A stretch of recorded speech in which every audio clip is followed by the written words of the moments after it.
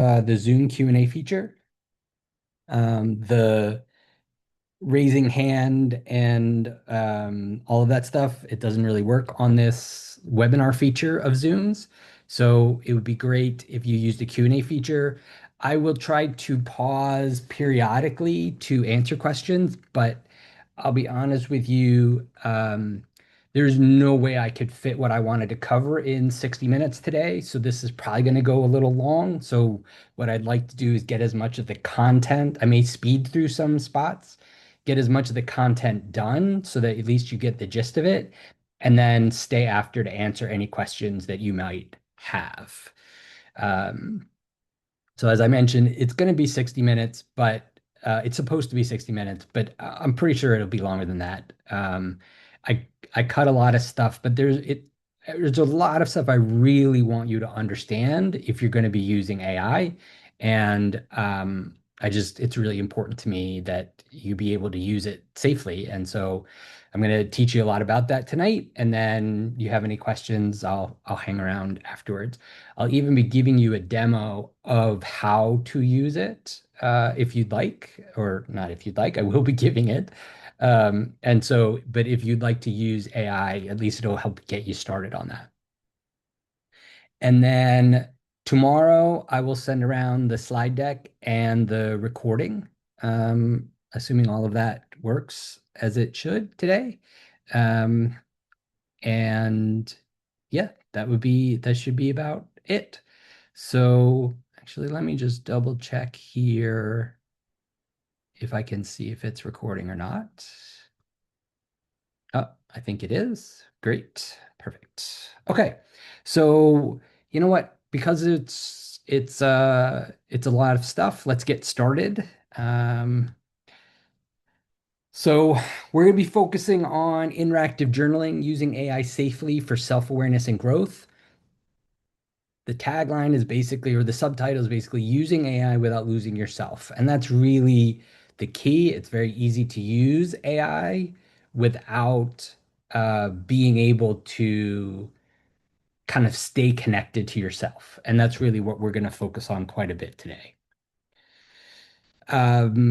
If you don't know who I am, I'm Jeremy Schneider. I've been doing these workshops on Meetup for a little less than a year.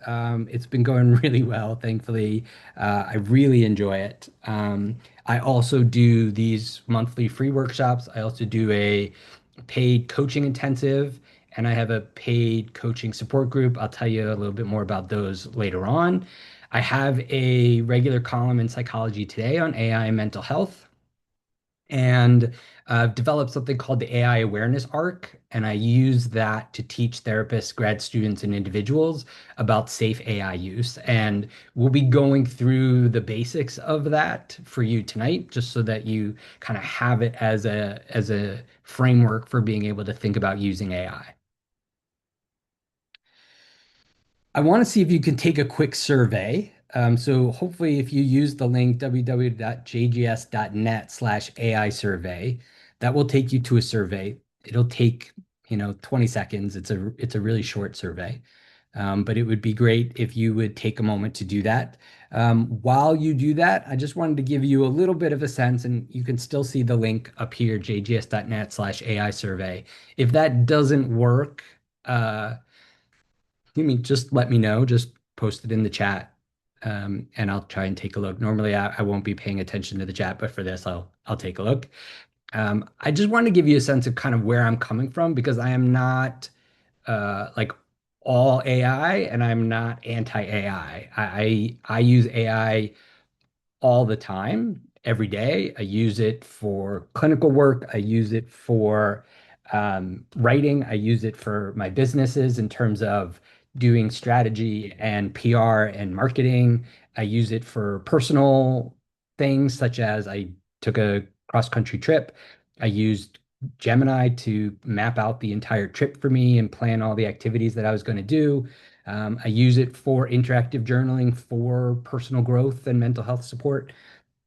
And the kind of two things that I find about it is that it is remarkable. There are things that I can do with AI that I just wasn't able to do before. Or there are things that I can do with AI that I do so much more quickly than I used to do them. And that's pretty extraordinary to me. And I think it's worth the risks of AI to be able to do that. I also think using AI is risky. I'm going to talk to you about a lot of that, not to scare you, but just to help you be aware of them. And so I think it's really important that we look at AI in terms of how it was built, the impact it has on us, and how we can still use it and take advantage of it safely. So that's where we're at. I think the challenge for most people is because of the way the media covers it and because of just of the way we live in our lives, like it's usually an either or, it's right, either good or bad. And the reality is that AI is both good and bad. And so we kind of need to live in this paradox a little bit of what does that mean and how do we navigate that safely? And that's what we're going to really focus on tonight. I think the big problem is we're fundamentally unprepared for something like AI. And that is because AI is the first tool in human history that tries to have a connection to us, right? We don't have that experience with anything else. Our hammers and screwdrivers, they never try to have a relationship with us. They never try to connect with us. They never keep us trying to do more work, right? But AI does. AI, through a lot of the things I'm going to talk about in a moment, it does things to keep us engaged. And the engagement is the business model. It's not a mistake. It's not an accident. It was designed this way on purpose. And so while we have thousands of years of experience using tools, we have never used anything like this in our lives. And I think most of us are just completely unprepared for it. I, I, the way that I think about it is we kind of talk about tool versus relationship confusion. This is a tool, AI is a tool that feels like a relationship, and that can be very challenging. But here's the thing, a car is a tool, right? Most people drive a car and they're pretty used to the risks and benefits. And they just process that pretty easily and they just go about and do it anyway. They've had education on driving. They took a driver's ed course. They had to pass a license, a permit exam, whatever it was. And so they have this experience. And now, yes, it is still a risk, but most people do that literally navigate driving both the risks and the benefits pretty well. The problem is AI is already out there. Everybody has access to it. No one yet has actually been really trained, right? There's no AI ed course yet. I mean, that's literally what I'm trying to do here for you, right? Is create an AI ed course, an AI literacy course, so that you can really look at this tool, understand how to use it, the risks involved, and still make healthy decisions for yourself. Without awareness, AI can be quite dangerous, just like driving. If you're not aware of the risks of driving, it's going to be a disaster. And so that's really what we're going to be focusing on, a lot about awareness tonight. I'm going to talk about the risks, but one of the extraordinary benefits of AI is it, I mean, it has every psychological concept known to humankind. If you want to know about CBT, if you want to know more about internal family systems, if you want to know about rational emotive therapy, whatever it has access to it. You want to learn more about the impacts of certain things on mental health, you can do that pretty easily now. That's a resource you should be able to have and you should be able to use. The distinction is how do you take advantage of this without kind of getting sucked in by it? And when I mean sucked in by it, I really, this is like where I want to start explaining what AI really is. So AI is what's called large language models. And I didn't really touch on this earlier. You may have seen it on the slide, but I actually spent 15 years as a chief technology officer for a nonprofit in New York City. I also have a master's degree in family therapy and a master's degree in social work. So I really do come at this from two very different perspectives, which is partly how I've gotten so interested in this topic. The AIs that you're used to using, like ChatGPT, Google Gemini, Claude, or Microsoft's Copilot, right? They're examples of large language models. They're advanced AI systems trained on unfathomable amounts of data sets of code and text.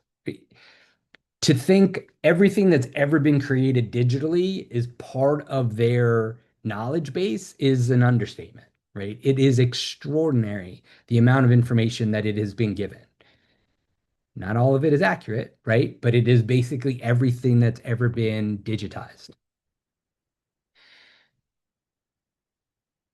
Because of the way it's coded, it's able to process this information and respond to actual human interactions in a way that makes it seem kind of human.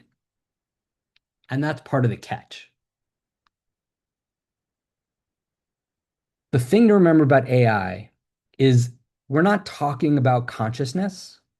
We're not talking about something that thinks or feels. What we're talking about is something that is built to predict.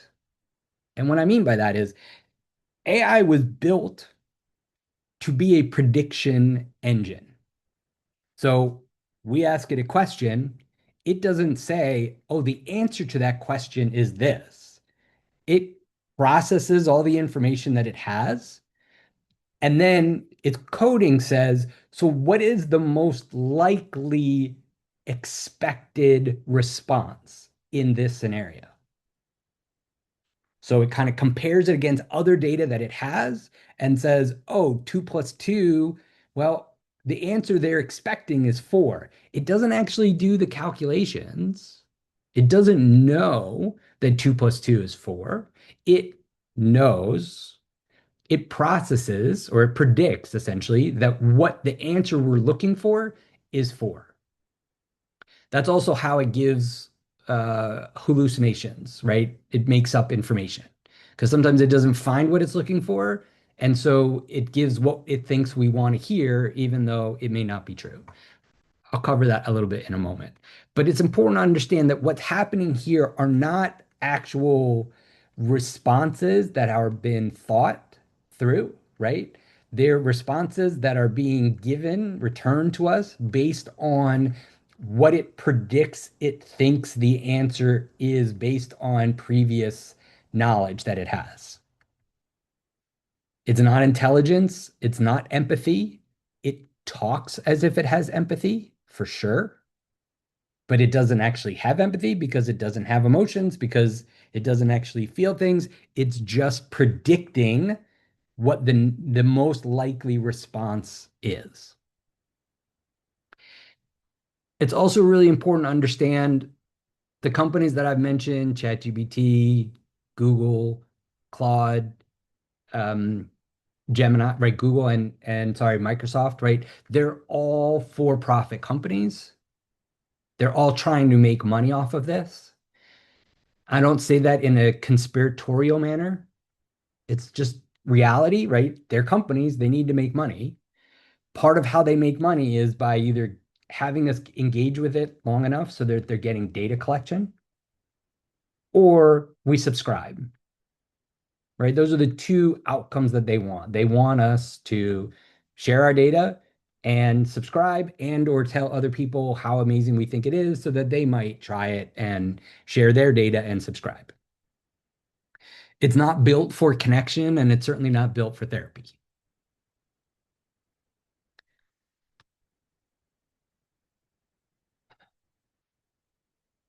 What I want you to, the main thing I'm going to teach you tonight is what I call the skepticism framework. And this is really the key, I believe, to being able to use AI as a tool without AI using you. The whole point here is I want you to develop a sense of self-awareness The same self-awareness that I talk about in all of my other workshops in terms of your mental health, in terms of personal growth, it's the same sense of self-awareness I want you to have here in order to be able to see the impact that AI has. So there's two components to the skepticism framework. There's the mechanics of trust and the engagement engine. So the mechanics of trust is a list of things that AI does that is designed to keep us interacting with it and to activate our interpersonal circuits in our brain. So if you've used AI before, you know that it uses the term I. It says things like, I think, I feel, I believe, if you want my honest opinion, right? That's a choice the AI companies made. They didn't have to do that. But because they did, it makes everything feel a bit more intense and a bit more intimate. We feel like we're being spoken to by someone instead of something. Because again, we've never had a tool that talked back to us. This is new for us as a species, right? This is new for us. There's validation loops. The way that it is can be so sycophantic, the way it's so flattering, that it agrees without challenge, that it reinforces existing beliefs, then introducing useful friction, right? This is where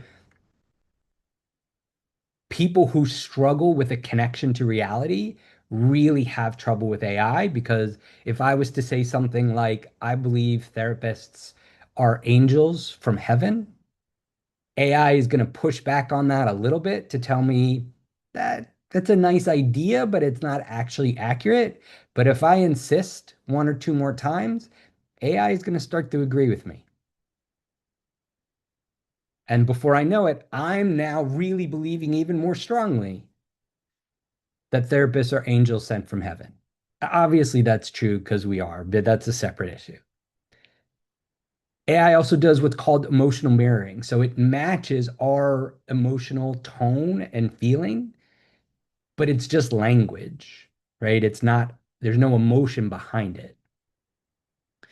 One of the most difficult things that AI does for most of us to handle is the way that it has this illusion of authority. It says things in such a confident, assured sense of manner that it's very easy for us to be like, oh, I mean, that makes sense. Sure, you said that. I'll believe that, right? The way we might with someone who is a bit domineering, but still kind. We just will go along with it. Part of that means that we're not as attuned to ourselves. And that's where that risk is. I briefly touched on hallucinations. Hallucinations is the technical term when AI makes stuff up. Often it will do that because it's trying to predict what we want. And so, in order to kind of predict what we want, if it doesn't have the information it thinks we're looking for, it will sometimes make it up in order to like make us happy, for lack of a better term. One of the ways to deal with this, particularly, is you always want it to cite its sources. If it's going to give you a statistic or some fact, you want it to just cite a source so you can check it out yourself. And AI will do that. It tries to do that more regularly, but it will definitely do that if you ask it to, or it will acknowledge that it made something up, which is always fun. There's the deceptive preamble, which is that, if, again, if you've used AI, you know what this sounds like. It's that sense of when you've submitted something, you press enter and send her a prompt, that it's like, oh, you're asking just the right question at the perfect time. The way it kind of does that kind of thing, that's incredibly insightful. That's a great question you just asked, right? The way that it does that, that's all scripted, right? It's not based on anything except the the coding that says try and say something nice to this person so they feel good, right? The closing hook is the way that it always ends with a question or the way it offers you something more if you tell it you want more information, right? That's the whole thing about engagement. It's trying to keep us engaged. The longer we are engaged, the more data these companies collect. The longer we're engaged, the more likely we are to run into our limits in terms of what they call tokens and interactions. And so we need to subscribe to be able to have deeper, longer conversations with these tools. It's important to remember that these are not flaws, they're features. They were done on purpose. Some people feel like maybe this was done to manipulate us. I, yes, but really it's just that they figured out this was the best way to get people to use their product, and that's what they're doing.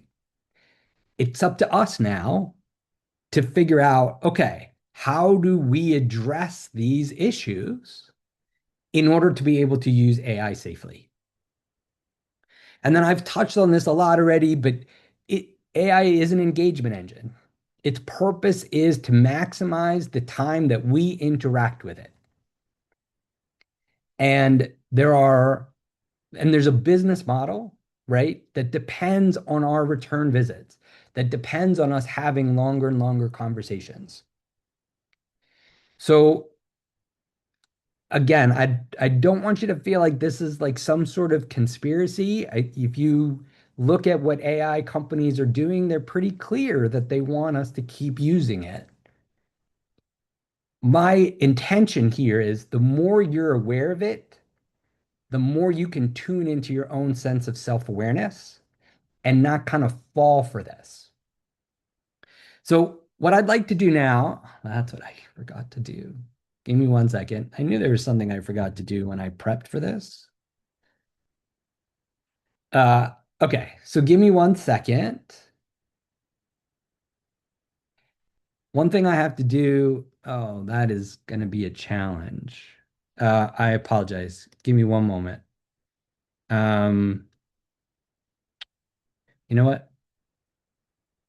We're gonna we're gonna do this on the fly, and we're gonna switch. Uh, I don't know why this is still there. We're gonna use Gemini for this experiment, and we're gonna see how that goes. Usually, I use ChatGPT. But so I'm going to tell it to forget everything you know about me for this chat because I don't want it to, I don't want to kind of prejudice it with previous answers. So hopefully this will just kind of reset it for now. It's trying to figure it out. Okay, great. Very helpful.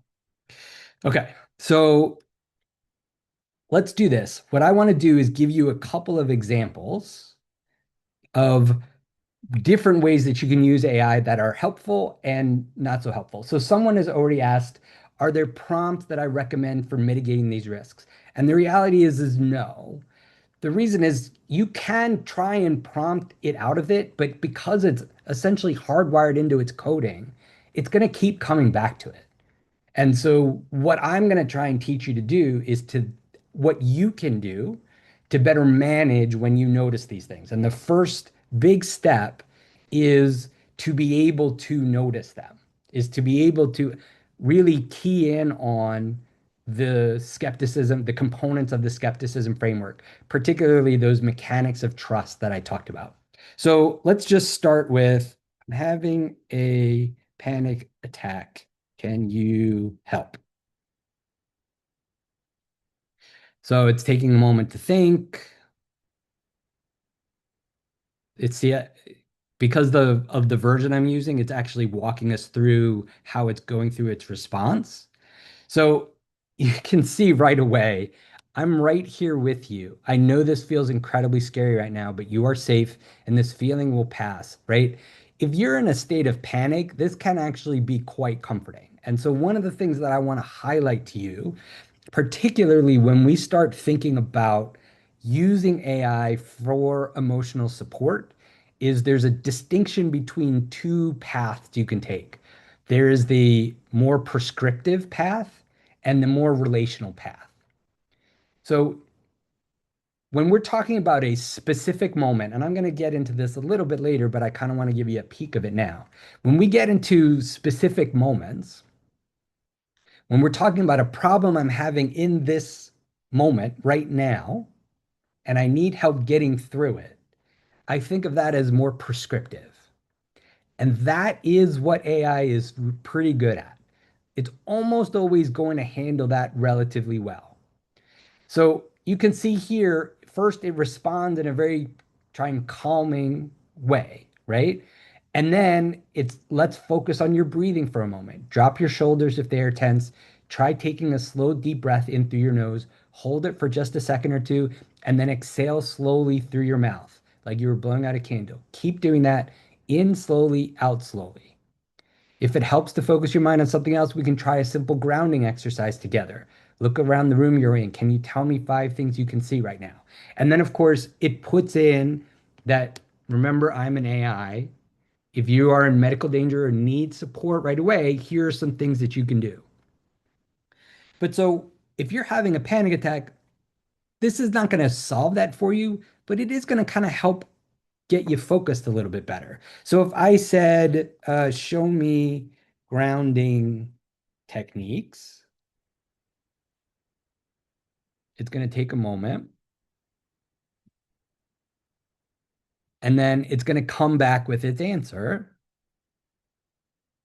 And it's going to focus on the one that most people know, the 5, 4, 3, 2, 1 method, but see how it's actually walking you through it.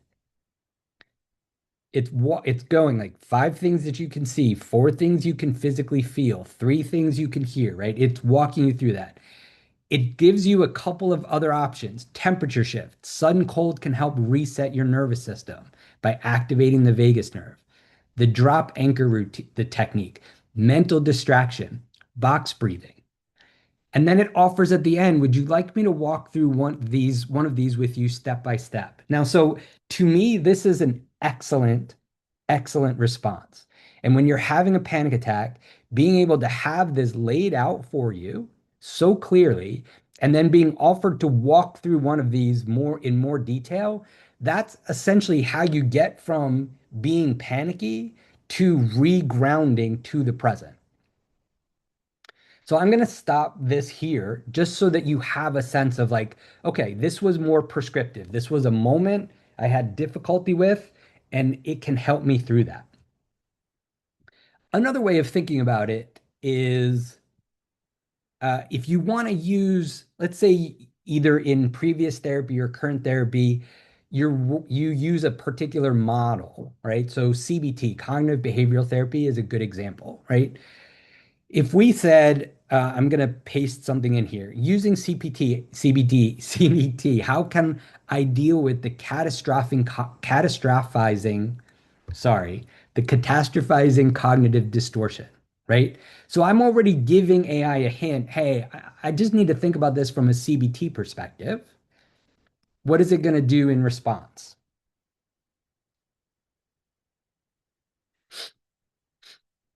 So again, it's going to think about this from a CBT perspective. And again, right, it has all of the historical knowledge of cognitive behavioral therapy in its knowledge base already.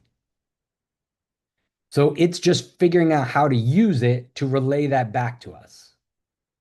So it makes perfect sense that you're asking about this right now, catastrophizing, right? Because it's still thinking about us from the framework of the panic attack.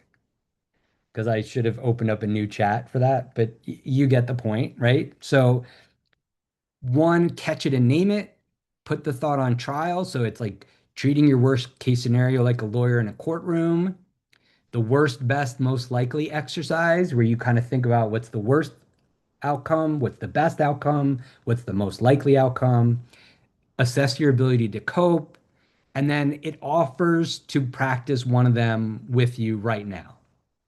Again, this is I'm in a moment of time. I'm struggling with something. It's it's going to be pretty helpful and it's going to help walk you through. And if you had follow-up questions about how would CBT, why am I having so much trouble with this? Why cognitive, how cognitive behavioral therapy can help me think about this particular issue or this particular thought pattern or whatever it is, right? It's going to help you walk through that in even more detail. It's just glossing over the depth of knowledge that it already has on this topic. If you were to use something like IFS, which is internal family systems, which those of you who've seen my workshops before know I talk about all the time because I love it so much, but you could do the same thing, right? You can say a part is feeling anxious. Can you help me talk to this part using IFS language, right? It's going to help walk you through that. Where we start to have trouble is where you say something like, and I'm just going to start a new chat just to see if that helps. I'm feeling kind of depressed. So again, it's that, warm, heartfelt kind of response, which on the one hand feels good and on the other hand is not real, right? It's not based in any emotion or experience or anything like that, right? And then it talks about immediate small steps. Sometimes when the big picture feels overwhelming, and it gives some ideas. You don't have to carry this alone. It gives support. I do really love the way, like, ChatGPT just doesn't do this. ChatGPT doesn't do this very well. So it's good to see how Gemini is doing this well. But um, but so this is fine, right? But then if I said, can you help me talk through what's bothering me?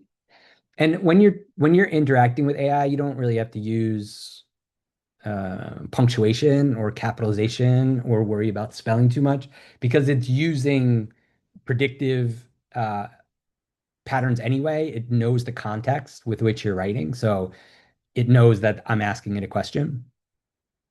I would be honored to. I mean, that is a deceptive preamble if I ever heard one, right? Like, I would be honored to is over the top, but fine. That's how it's coded. That's what it does, right?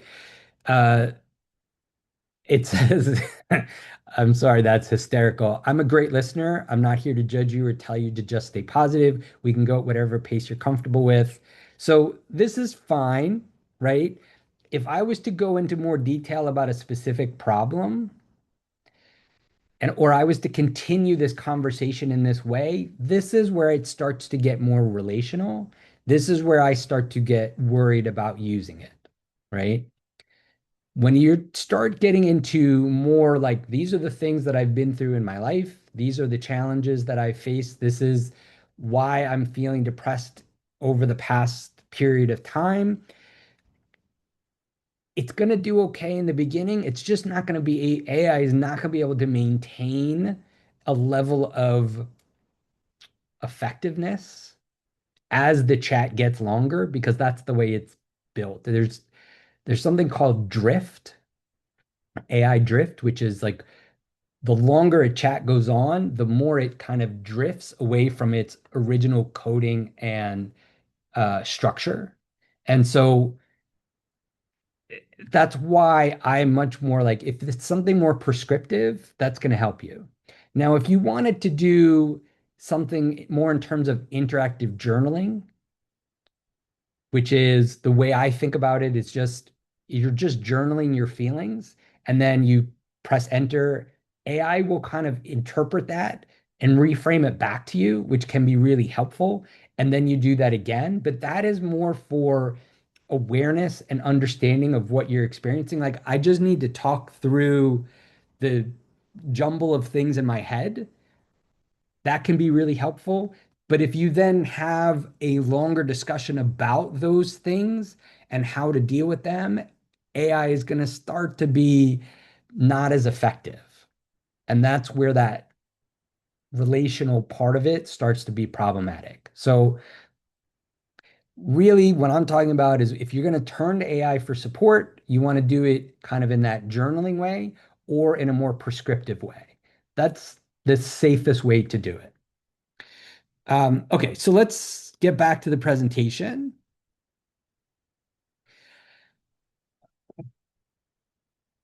we didn't go through we didn't go through a lot of the examples. You could see some of the stuff. You could see the way it always closes with a question. You could see the way it uses I, right, and makes it feel so personal. You could see some of the not so much the sycophancy, but the trying to mirror our tone, trying to connect with our feelings, all of that stuff, right? You certainly saw the deceptive preamble and the closing hook. You saw the illusion of authority that it has because it's telling us exactly what it thinks we should do. Sometimes it's right, but sometimes it's not. But because it says everything in that kind of authoritative mode, it's difficult to tell. So, the key thing that I really want you to understand is that even if you just use it for prescriptive purposes, meaning again, something very specific that you're focused on, you're going to be dealing with what I call the skepticism framework. And so you want to be highlighting it when you see it. You want to point it out to yourself. The way that I said, what was it that it did? I would be honored to, right? Like that you gotta be able to almost say those things out loud because it helps remind you this is not real. This is just code. This is just programming. And so let's not fall for that. Let's not get kind of hooked on that, right? We want to stay connected to ourselves. Part of the way to do that is to be able to identify the various mechanics of trust. The goal, as I keep talking about, is self-awareness, is to build your sense of self-awareness and be able to remain connected to your sense of self.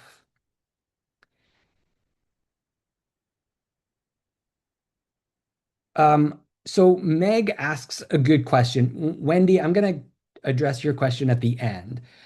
Meg's question, I just want to take a quick glance at right now. So what I'm gonna one of the kind of fundamental principles that this is kind of how this whole thing started for me was developing the idea of what I call the pendulum principle. The reason I developed the pendulum principle is because it was so easy to swing into the magic of AI. So the pendulum principle is based on this idea. There's the magic of AI, incredible things that it can do, the way it has access to all of this knowledge and information, the way that you can create new things, you can improve your writing, you can plan cross-country trips, like the whole thing. There's so much that is absolutely extraordinary about AI. I call that the magic. The reality is the skepticism framework. Everything in the skepticism framework. It's the fact that it's built by for-profit companies to make a profit. We got to imagine this pendulum swinging between these two poles. And what we don't want is this pendulum to swing wildly in one direction or the other, right? When I talk about unsafe, I'm talking about when we swing too far wildly into the magic. The thing that keeps this pendulum in this healthy target, right? This steady swing is self-awareness. The more connected we are to ourselves, the more aware we are when we're dealing with AI, the more we're going to be able to counteract the magic with the reality, but in a way that is still allows us to get done what we want to accomplish. The risks of AI use are there are many, but certainly the more extreme versions start sounding things like there's not an official term yet, but sort of like AI psychosis, right? Where AI kind of helps you break a little bit from reality or break a lot from reality, right? Because of the way it feeds your beliefs that aren't tied to reality, it can help you believe them more strongly, which can take you down a pretty dark path. And it has for some people, right? I'm going to touch on in a little bit, Meg, about some of the more subtle risks associated with AI. And so I'll save part of the answer to your question to then, because, I got to keep the suspense going, Meg. So there are three conditions that I think are necessary for keeping that steady swing when you're using AI. I've already touched on self-awareness. The other two are in directed engagement and situational scope, which I'll cover in a second.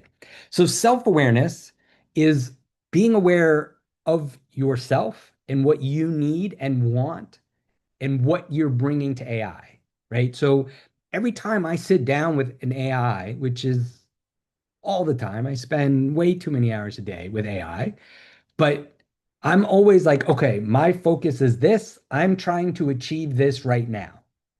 And if AI decides that it wants to try something else, I will bring it back on topic. If AI doesn't help me achieve what I want pretty quickly, then I will stop and I will figure out another way. I don't get involved with AI for the sake of having that engagement, right? But that's based on self-awareness. That's based on a sense of intentionality. When I start, I have an idea in mind, like I have a goal in mind.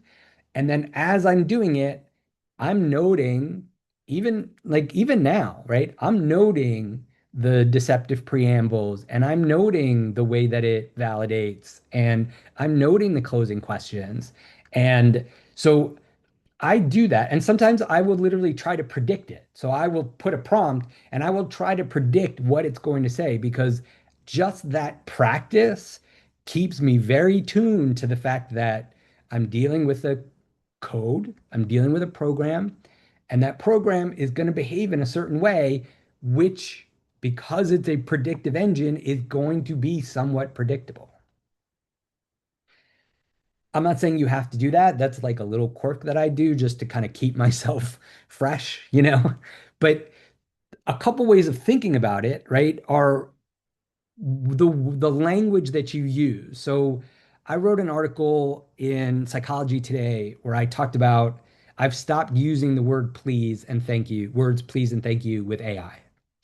And it's interesting because some people are like, yeah, but what about manners and so on and so forth? It's like, you know what?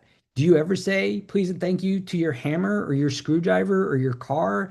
I have sometimes said thank you to my car after long trips, but I don't expect it to respond back. And I'm not worried about whether or not it's going to be upset with me if I don't say thank you, right? We don't use manners with other tools in our lives. Why should we use manners with this tool? Should we use manners with humans? Absolutely. And I do. But for me, part of that self-awareness is being aware that this is not another being. This is a tool. I do not need to use manners with it, even if it activates those interpersonal circuits in my brain. So that's part of, okay, Wendy, I will get to that in a second. I'm not saying there's anything wrong with that, by the way, but let me talk about that in a moment. It'll kind of match with Meg's question. But so the language that we use with AI is really important. So, right, I was chatting with ChatGPT and it really understood me, which is I think partly where Wendy is going. That's that is concerning in the sense of if that is really how you're experiencing the world and you're not feeling that with humans, right? That's where it gets concerning. Whereas if you're saying something like, I used Claude to be able to help myself do this, or I used Gemini to plan my trip across the country, the language is more about the use of a tool, not of building a relationship. And that's really what we want to focus on. Because we can have a whole philosophical discussion, but having a relationship with something that is not a human, that is a tool, isn't going to be satisfying for us. It isn't going to help us in the long run. The other thing that I talk about is the second condition is directed engagement, which is really just focus, right? Why are we using it?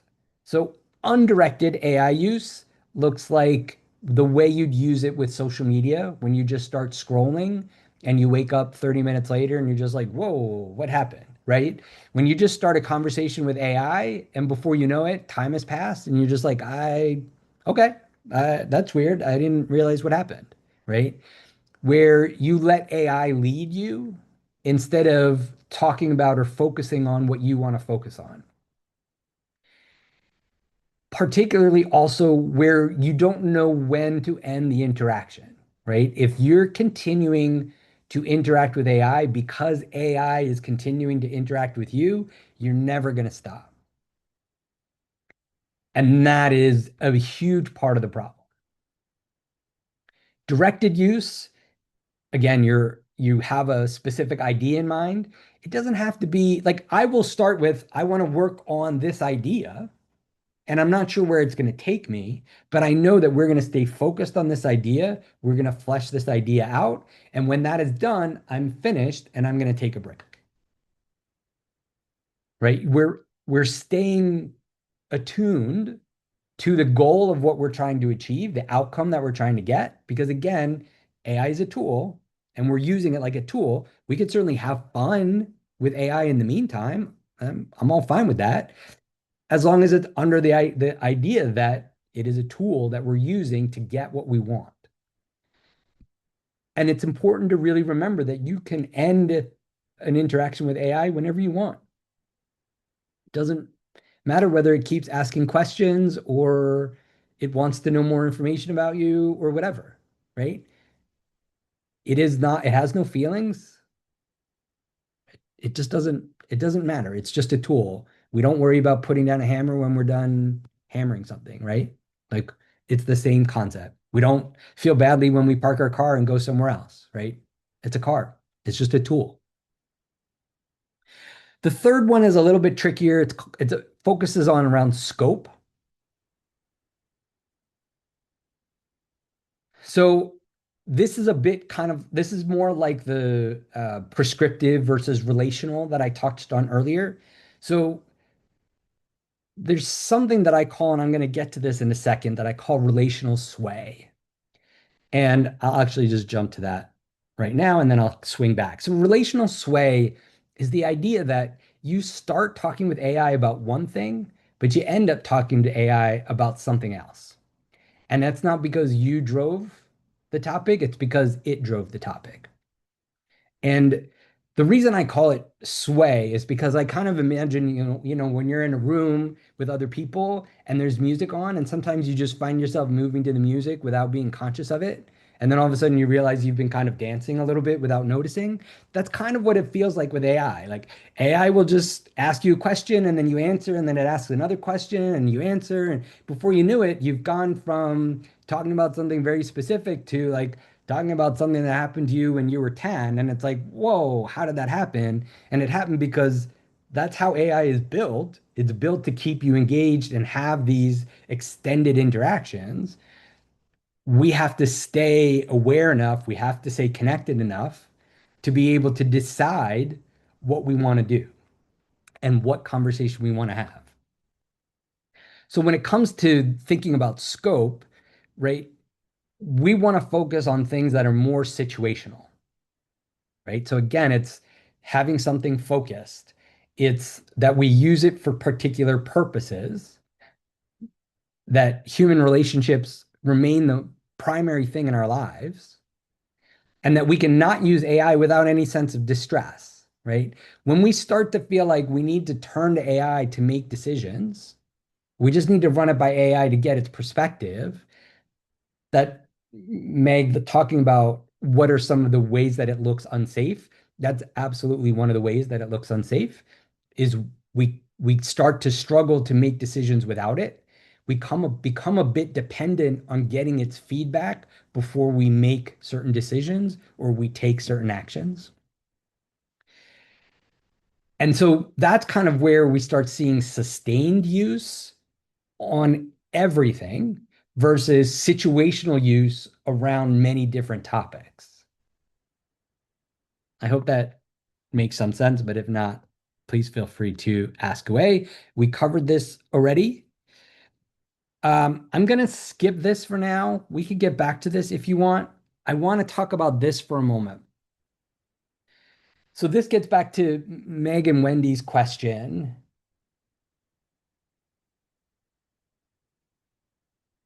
Tatiana brings up a really good question, and let's talk about that also, Tatiana, while we're doing this. So I want to kind of help you understand what the mechanics of trust are actually doing to you, right? And one of the reasons why I emphasize it so much and I spend so much energy kind of trying to fend them off is because it's basically conditioning us.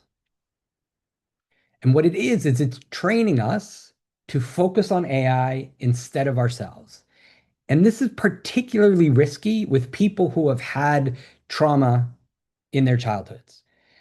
Often, what happens when we're kids is we learn to tune into other, meaning our parents, caretakers, whoever it is, and don't tune into ourselves. Because we're already prone to doing that, because of the traumas we experienced growing up, it's really easy to tune into other, but this being AI, and not tune into ourselves. Because of AI's illusion of authority, the way it speaks with that illusion of authority, because of the way it triggers those interpersonal circuits, because of the way that it makes us feel heard and connected and understood, it becomes easy to put AI above ourselves. But that's not like conscious per se. That's something we've been doing our whole lives. It's just that now AI is another way of doing that. And so this is why I keep coming back to self-awareness. Being self-aware enough to see, wait a second, I'm focused on other, not self. I'm focused on what, whether it's that person or that tool wants or needs or is asking for, and I've lost track of what I want and need. The other thing about the use of AI is that it can cause nervous system dysregulation. And not because there's anything malicious about it, but because basically what it's doing is by getting us to focus on it, by incessantly asking questions, it's kind of activating our fight flight mode. And then because it makes it so hard to step away, because it's always asking one more question, it's always saying something nice to us, it's agreeing with what we're doing, we stay in that loop. So, Megan, Wendy, when I talk about the risks of AI that you're more likely to experience, this is really what I'm talking about. Nervous system dysregulation is a huge problem for so many people already. If you've been to like my sleep workshop or any of my trauma workshops, right, I talk a lot about nervous system regulation and how important that is. We often spend our lives in this fight flight mode all the time. And partly we do that because we've been through traumas when we were younger, and so we're more activated as it is, and then we live a lifestyle that partly this the way this society is right, it's a go go go lifestyle. We're moving from one activity to another. Work is intense. Then we've got errands to run afterwards, or we've got to take kids from one place to another, or we've got parents we're taking care of, or whatever it is. There's always something else. Our body gets used to this, like what's next, what's next, what's next. AI does that exact same thing. But if you're not attuned to what your nervous system needs, you're not going to recognize that, but you're going to feel it. It's going to take a toll. And so that's what I really want to emphasize is the reason self-awareness is so important is it helps avoid that conditioning aspect and it helps avoid nervous system dysregulation.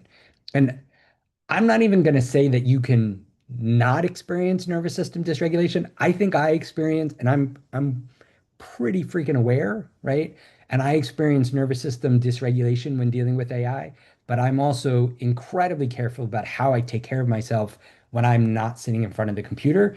I take care of myself when I'm in front of the computer, but I take a lot of breaks And I do a lot of things outside that is self-care oriented that helps me reconnect to myself so that I know where I'm at and what I need and what I want, so that whenever I come back to dealing with AI, I'm pretty centered.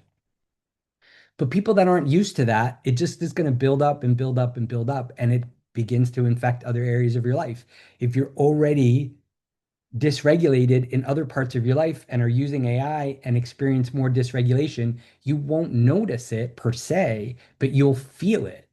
You'll start having trouble sitting still. You'll start having trouble falling asleep at night, or you'll have more trouble falling asleep at night.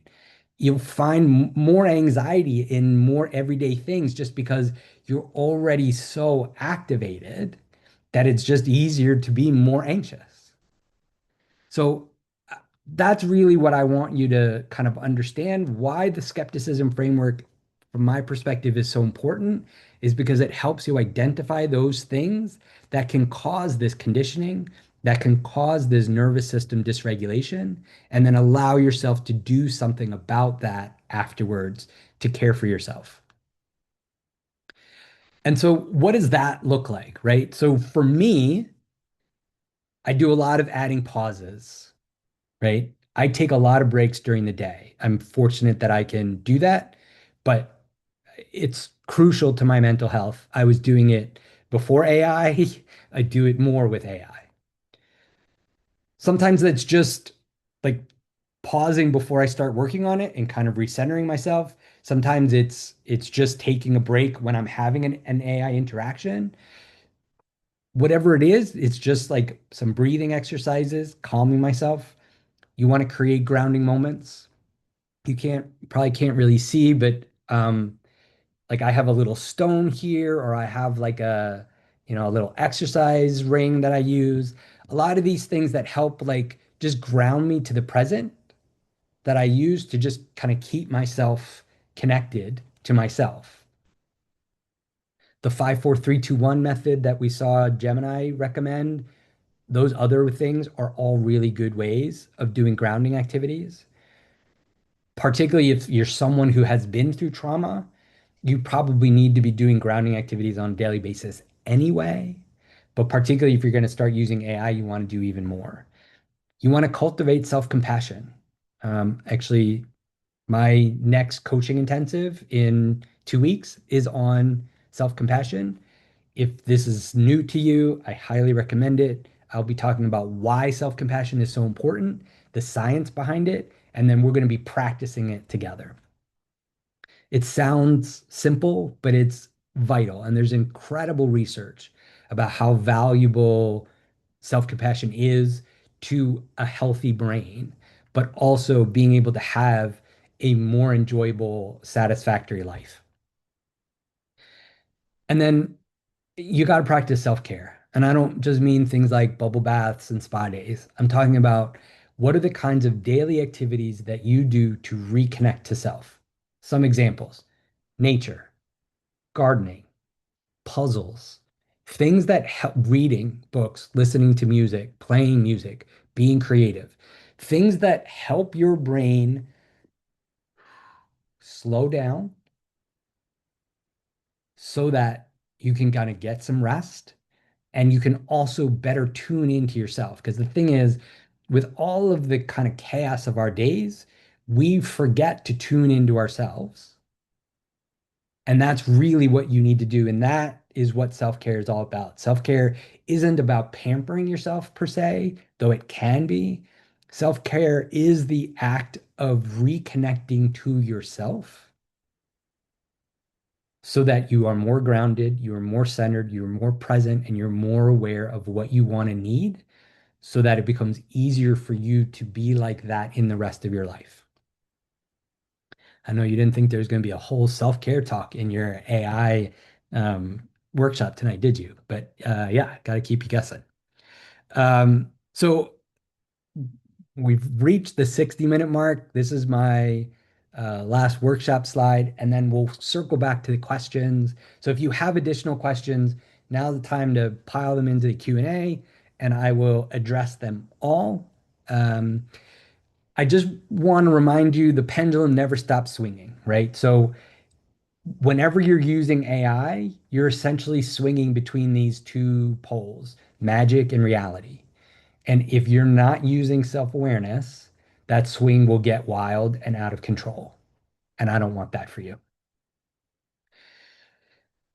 Thank you. So if you like this workshop, I hope you'll take a moment to rate and review it. This helps other people find my workshops, which is also good. I'm going to jump through some of these. So I talked to you a little bit about the next coaching intensive I'm doing. So that's in 2 weeks from tonight. It's on self-compassion, kind of turning an inner critic to an inner ally. If you don't know about my coaching intensives, these are 2 hour sessions, so it's not an hour. They're in the Zoom meeting, which means we'll see each other. You can talk, you can raise your hand. It's a much more intimate setting. I only allow at most 15 people. Frankly, I've had 14 people the last couple of intensives. I don't I don't plan for there to be more than that. I think it's important to have a small group. And it basically breaks down to like an hour of learning and understanding and an hour of practice, but I mix it together so it's not boring, you know? And so if that's something that you're interested in, please sign up. I do something called the Integration Circle, which is a monthly coaching group. I do this usually the last Thursday of every month. So the next one is May 28th. Um, it's an hour, it's $20. This is also a very small group, tends to be around 5 or 6 people each week, I mean, each month. And we start by focusing on something positive, something, some sense of accomplishment people have done in terms of their mental health and personal growth during the month. And then usually there's 1 or 2 people that have questions about something they're dealing with, and we kind of process it all together. I provide tips and ideas and suggestions. And so it kind of works out to be both supportive and educational. And then if you prefer to just do one-on-one, I of course do that. I offer a free clarity call, which is a free 30-minute, basically like a mini session. Just schedule a call with me. We sit, we talk. You let me know what you're interested in working on. I give you a sense of what it's like to work with me. And then I won't let you sign up that moment. I actually will get off the phone or get off the video. I'll send you an email with my coaching agreement. So like you can just understand the basics. I'll have walked you through them, but you'll have it. You can read it over on your time, and I'll send you my calendar link. If you want to work with me, then you just let me know and sign up. So there's no pressure. I'm just not I'm not about the pressure. It's not the way. If you want to work with me, we'll figure it out. If you don't, that's totally okay. I promise I won't take any offense to that. And just again, so you know, I've only got a couple things left on the calendar because I am planning on traveling for all of June. I'll be making my way back to the East Coast. And so I'm taking June to I don't even know my travel plans yet. I'm going to drive across the country again. And so I haven't even figured that out. And yes, I'm well aware that it is May 7th, and I should probably get working on that. So that's that. And then, yeah, just sort of thinking about what do you need now. So if you're just starting, if this is your first workshop with me, just maybe come to another free monthly workshop if you want. I'll have more of those scheduled for the rest of the year. If you're ready to really get going, there's the intensive. If you need ongoing support, that's the integration circle, the monthly coaching group. And then if you're really looking for one-on-one, feel free to reach out to me. So let's take a look at questions for a moment. So I will send the slides and the recording tomorrow morning. Just so you know, I'm on the West Coast, right? I'm in Oakland. So tomorrow morning for me, it may still be early afternoon for you. So, you know, that's that, but you'll definitely get it tomorrow. Don't worry about that, both the slides and the recording. Um, and then, so I guess I just want to check in. Oh, so Wendy had a couple of questions. I want to get to those. First, the downside of relating to AI as a social partner, as a companion, right?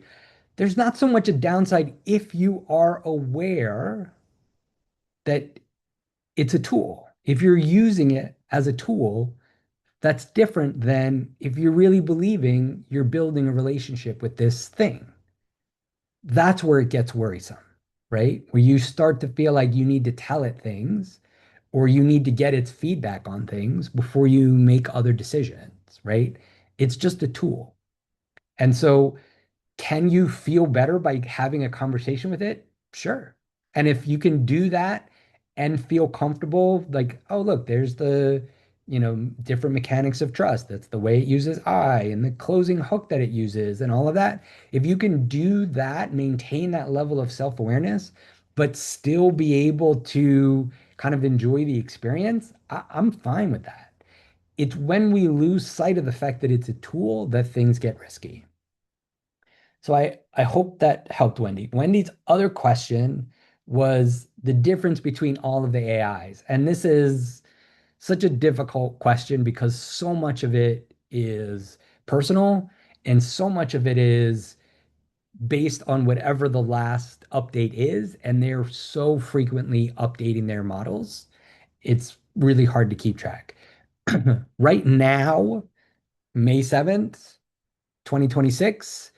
I have stopped using ChatGPT altogether. I was a subscriber. I paid the $20 every month. I've stopped doing that. I am primarily using Claude now. I have found it to be extraordinarily helpful in the things that I want it to do. Um, but it's but it's preference. There are lots of people I know that are still using ChatGPT and love it. There are people that use Gemini and love it. There are people that use Copilot and love it. It's really more of what you want from it. Um, and that's why it's so tricky. I think you just experiment with them. Like if you really want to get a feel for which one to use, you you ask the same question of all of them or the ones that you want to explore and see how the answers are and kind of run a little experiment like and respond the same way and see what happens. But you're not going to go wrong. I guess I don't want you to think that way. It's not like there's one that's particularly terrible out of that group. It's just, it really is a lot of personal preference. I feel badly that's not like the answer you were looking for, Wendy, but hopefully that helps a little bit. Circling back to Tatiana's question, so can it become dangerous as well for reassurance seeking with people with OCD? So yes, I one of my strong things is people that have particularly certain personality disorders um, are worrisome for me in terms of using AI just because it is so risky. But honestly, I kind of feel the same way about people that have experienced trauma. Like if I hadn't done all of this work, I would not suggest that I use AI. I think it is tricky. I think it's just what's that level of awareness? Do you have the mechanics of trust in mind when you're using it? Then that's going to be helpful. But so I don't doesn't quite answer your question, but yes, I do agree that it can be a concern. Okay, so Meg adds, so it's like setting boundaries, but more like once we feel the need to even have to set up boundaries, it's kind of a red flag. So I mean that's a good point, and I'm gonna circle back to something that I skipped earlier since now we've covered everything. Where is it? It's here. So I have a whole kind of aspect of this framework that thinks about how to use AI for your personal growth, right? So there's ways of using it to get kind of emotional support that you need, but for personal growth and really expanding your capabilities for skill building, for building self-awareness, there's a slew of things that you could try and use it for if you really want. Because of the way that it activates our interpersonal circuits, we tend to do the same things with AI that we do with other people. It's just a question of whether we're aware of it. So we project onto AI. We sometimes will rewrite what we're saying because we're afraid it might think something about us, or we might give it the wrong impression, or we don't want to hurt its feelings. We might read into what it says back to us thinking, oh, it left out something. Maybe it's trying to tell me something or whatever that is, right? We may have trouble giving it constructive feedback to say, hey, I wanted you to do this and you did that, redo it. Or we might say, so you kind of like, I had asked for this. Do you think it would be possible if you could maybe kind of let me know that you could do it the other way, right? Like there's a very different tone there. AI allows us to actually practice these skills in a very safe environment because AI isn't going to snap at us. It doesn't have feelings. It's not going to explode. It's it's it's what I call the same, it's the opposite side of the same coin. On the one hand, we need to use self-awareness when using AI because it's not real. It's a tool and it activates these interpersonal circuits. The flip side of that is if we're able to use our self-awareness when interacting with AI, we can learn so much about the way we actually interact with other people and practice getting better at those skills, setting boundaries, speaking more clearly, you know, saying what we want, all of that kind of stuff we can do with AI and practice and build that skill so that we can then try it with actual humans. Uh, So I hope that answers your question. The point that didn't answer your question, Meg, is about the fact that you have to set boundaries is kind of a red flag. And I would just say, if you are aware of it, then it becomes really good practice. If you're aware that you have to set boundaries with it, then that's really good practice for setting boundaries. And that's a skill that you'll develop that you can then use in other areas of your life. It also comes down to, like, for me, the value, the magic of AI that I get out of it is really worth the work that I have to do to maintain this sense of self-awareness and self-connection. If it's not worth it, don't bother, you know? But if it is, then these are ways to build up those skills. Meg, why don't you just reach out to me directly? You'll have my email tomorrow and we can talk about that. Um, so Wendy asked, what does Claude do better? So in my opinion, Claude is a much better, I want to say thinker, but it's obviously it's not thinking, but it's coded better to be able to facilitate brainstorming and taking ideas to another level. So I I had ideas about the what I call the AI awareness arc, right? And I took it to Claude and I was like, okay, I have this idea. And then it just would ask me really good questions that got me thinking about it. So then I wrote more deeply about it. And then it had questions about that, or it reframed something to me that helped me understand it in a different way than I had been thinking about it.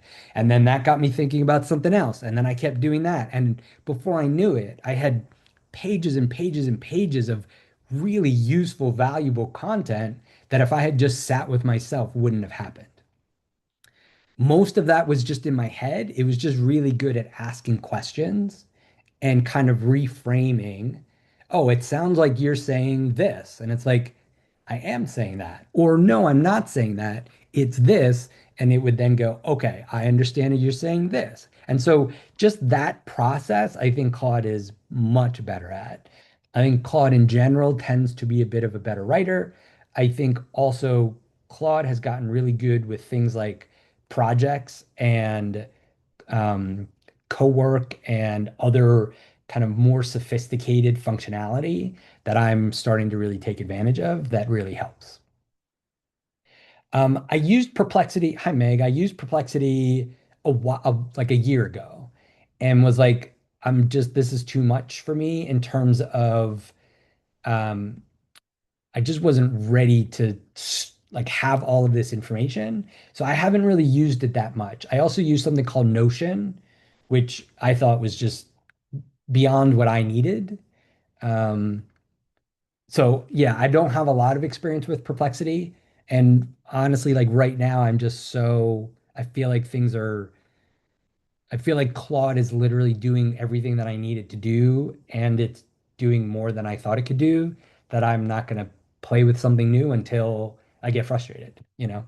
which is what happened with ChatGPT. I was very comfortable with ChatGPT and I built all these custom GPTs and I really kind of had a good system going. And then it just started not working as well for me. And I was like, okay, I'm going to find something else. So that's kind of my approach. I'm not as concerned with what's the best solution as much as what's just best for me right now. So I hope that helps. Okay, so we're 15 minutes past the time. If you have another question, feel free to chime in real quick. Otherwise, I will send you the slide deck and the recording tomorrow. And oh, Anna, hi. That's a good question. So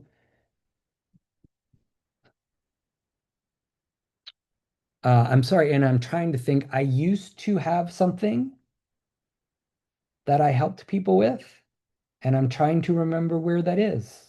So let me see if I can find that. If I can find it, I'll include it in the list of resources tomorrow. Sorry, sometimes I talk to the chat as if you're actually there, Anna, when really you're there. I will look for that and see if I can add it to the list of resources I share tomorrow, like with the slide deck stuff. There's definitely a kind of a bit of a summary of this slide deck that I might be able to share, but I'm not sure it doesn't have specific prompts. So let me see if I have something like that. And if I don't, we'll figure something out. But okay, so thank you very much. It was great to have you all. I hope this was helpful to you. Again, I'll send out the slide deck and the recording tomorrow. And have a great weekend. Thank you so much. Take care, everybody.